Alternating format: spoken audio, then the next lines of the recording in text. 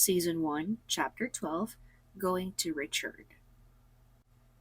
Isabel finally brings her concerns directly to Richard Holt.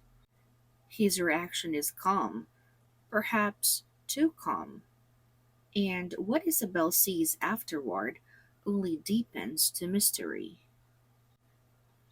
What does it mean to open up about something? Why do we say someone plays it close to the chest?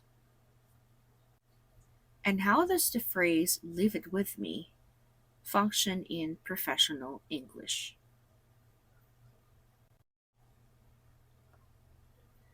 Friday afternoon, Isabel finally worked up the nerve to knock on Richard Holt's office door for the second time. Isabel, Richard said, looking up from his screen. Come in. She sat down, suddenly aware of how carefully she needed to choose her words. I wanted to follow up on something from our first meeting. The discrepancy, Richard said, not as a question. Yes, Isabel said, slightly surprised he remembered so precisely. I never really got a clear answer about it. James said it was probably a system lag, but it's been weeks now and it's still sitting there, unexplained. Richard nodded slowly, his expression carefully unreadable, the way it always seemed to be. You did the right thing, bringing this to me directly. I should have done it sooner, Isabel admitted. I think I just didn't want to make a big deal out of nothing. Or you didn't want to make a big deal out of something, Richard said quietly. Isabel hesitated. Is it something? Richard was silent for a moment, considering his words with obvious care. I'd rather not speculate before I have more information, but I'll look into it personally, thoroughly this time.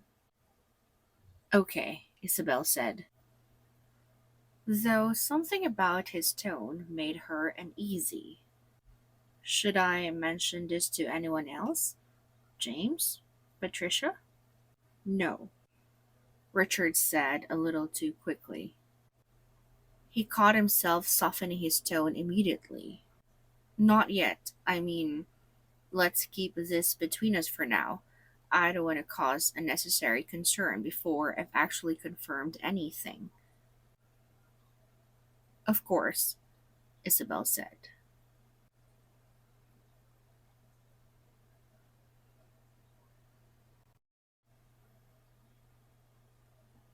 You've done the right thing, Richard repeated, his tone gentler now.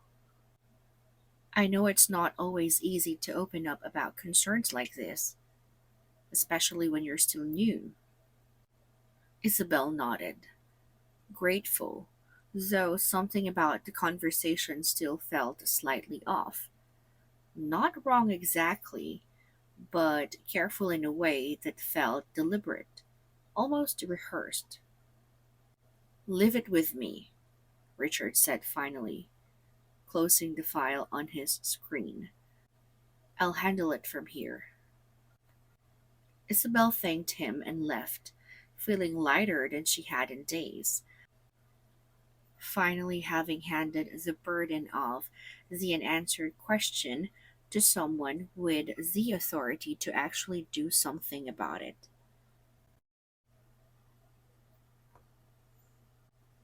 But walking past the records room later that evening, gathering a folder she'd left behind, she paused. Through the small window in the door, she saw Richard inside, alone, photographing a page from a physical file with his phone. His expression intensely focused. It only lasted a few seconds before he noticed her shadow through the glass and quickly tucked his phone away, the moment ending as quickly as it began. Isabel? He said, stepping out, his composure instantly restored. Working late again? Just grabbing something I forgot, she said carefully. You too? Just finishing up some paperwork, Richard said smoothly, though something about his explanation felt thinner than it should have. Isabel said goodnight and walked away, her mind racing. Richard Holt played things close to the chest. She'd known that from their very first meeting. But now, for the first time, she wondered exactly what he was protecting: the company, the investigation, or himself.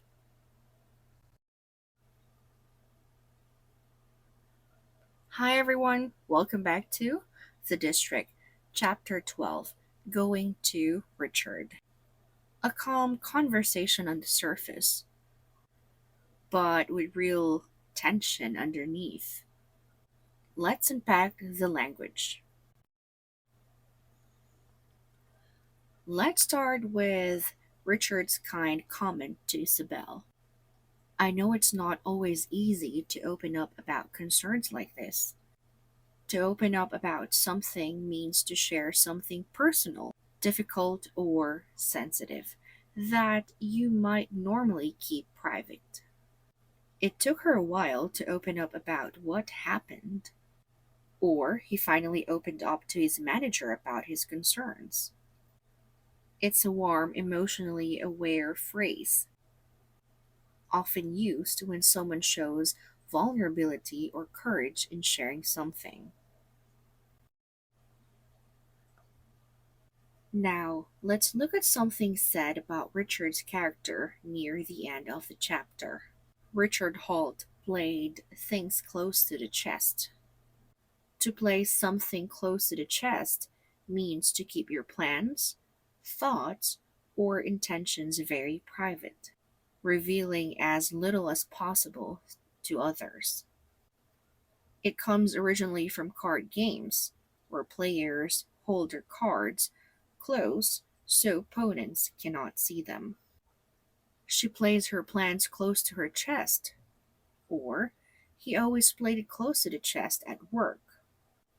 It's a perfect description of Richard's entire personality throughout the season so far.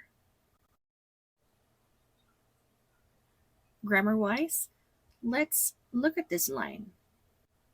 I'd rather not speculate before I have more information. Notice the structure I'd rather not plus a base verb used to politely but firmly decline doing something. It's slightly more formal and controlled than simply saying, I don't want to, fitting Richard's careful, precise way of speaking throughout this entire conversation. Now, professional phrase time. Let's look at Richard's closing line. Live it with me.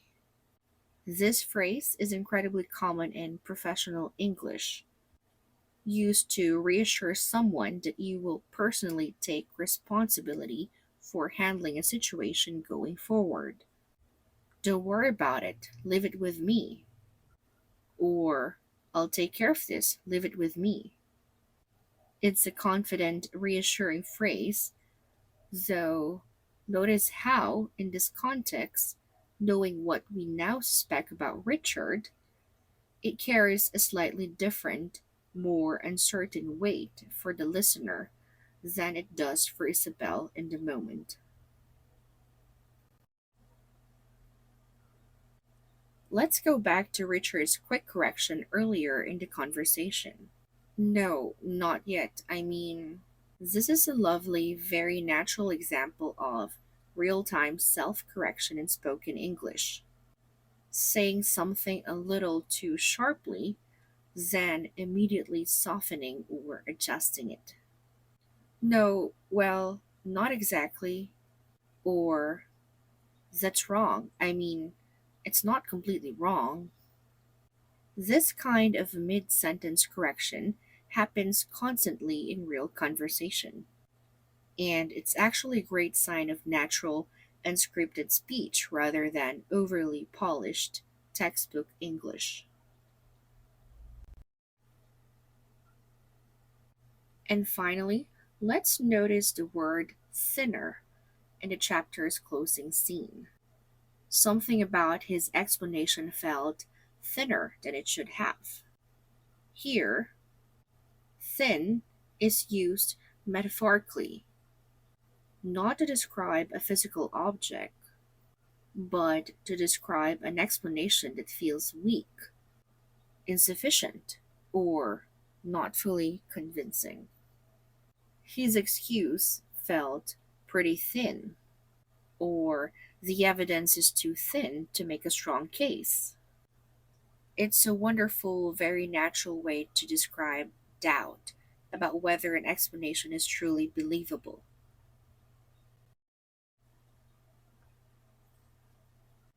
That's our lesson for chapter 12. We covered the phrase open up about something, the idiom play something close to the chest, the structure I'd rather not plus base verb, the professional phrase leave it with me, natural real time self correction in spoken English, and the metaphorical use of thin to describe a weak or unconvincing explanation.